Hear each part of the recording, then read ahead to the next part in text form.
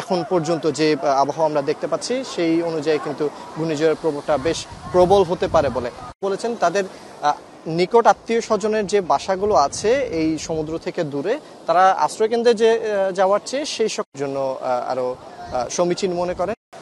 যে বিষয়টা সবচেয়ে বেশি কনসার্নিং সেটা হচ্ছে এভাবে বড় বড় ঢেউয়ের মধ্যে সাধারণ যে ছেলেরা আছে বা কিশোর তরুণরা আছে তারা যেভাবে নিজেদেরকে ছেড়ে দিচ্ছে, এটা যে কোনো সময় বড় ধরনের কোনো দুর্ঘটনা ঘটতে পারে।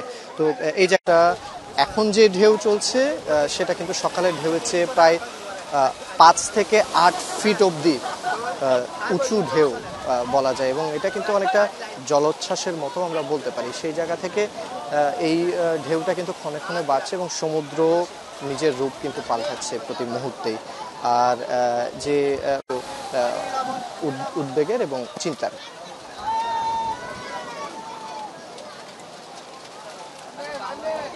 দর্শক, বৃষ্টিটা কিন্তু এখন পর্যন্ত চলছে এবং এই বৃষ্টির ফলে যে ঘূর্ণিঝড় সেটা কিন্তু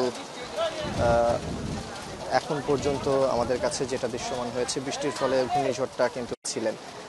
আর একই চিত্রটা এখনো দেখতে পাচ্ছি, তবে এই জায়গায় পরিবর্তনটা এটাই যে সাধারণ মানুষজনের মধ্যে এই ঘূর্ণিঝড়ের যে ঢেউ, বিপজ্জনক ঢেউয়ের মধ্যে আকার ধারণ করছে এবং সেই জায়গা থেকে বৃষ্টির ফলে কিন্তু কিছুটা এই জায়গায় যে একটা গরম ছিল, গুমট পরিবেশ ছিল, সেটা কিছুটা ঠান্ডা হয়েছে বলে বলতে পারি। চলে যে সকল ঘরগুলো আছে সেগুলোতে প্রচুর মানুষজন কিন্তু আছে, দেখতে পাচ্ছি আমরা এখানে। একটু আমরা দেখাতে চাই, অর্ধাঙ্গিনীকে নিয়ে এই জায়গায় দেখতে এসছেন এমনটাও কিন্তু আমরা পেয়েছি।